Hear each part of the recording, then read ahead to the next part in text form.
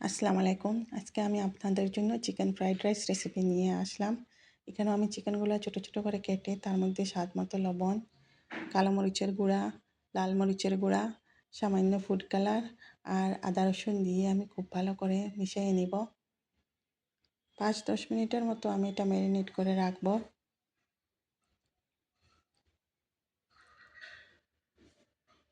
তারপরে এখানেও আমি 4 চামচ পরিমাণ কর্নফ্লাওয়ার দেব। কর্নফ্লাওয়ারের মধ্যে আমি কোনো পানি অ্যাড করব না। চিকেনের যে পানি আছে তার মধ্যেই আমি চিকেনগুলা খুব ভালো করে মিশাইয়া নিব কর্নফ্লাওয়ারের সাথে। তারপরে এখানে আমি কিছু উপকরণ নিয়ে নিলাম ফ্রাইড রাইস বানানোর জন্য। আর চাউলটা আমি আগে থেকে বয়েল করার জন্য রেখে দিয়েছিলাম। আমি 1 কেজি পরিমাণ চাউল নিচ্ছি। চাউলটা আমার বয়েল হয়ে গেছে, একদম কুক হয়ে গেছে পুরা। এখন আমি এটা স্ট্রেন করে নেব।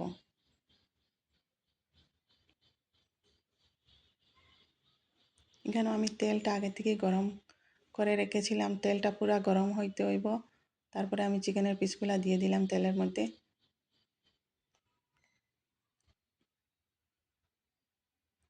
খুব ভালো করে চিকেনটা এপাশ ওপাশ করে ভেজে নিতে হবে।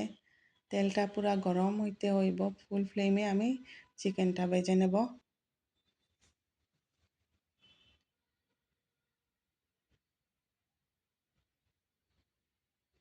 চিকেন আমার পুরা হয়ে গেছে, এখন আমি নামিয়ে নেব।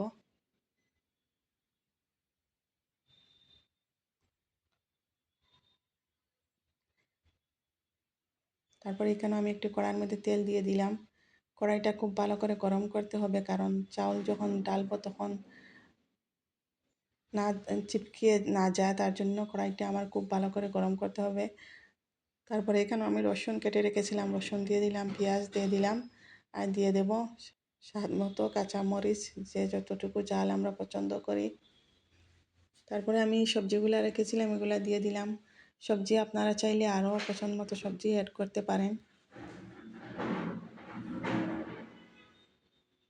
একটু সময় ভাজিয়ে নেওয়ার পর আমি চাউলটা অ্যাড করে দেব।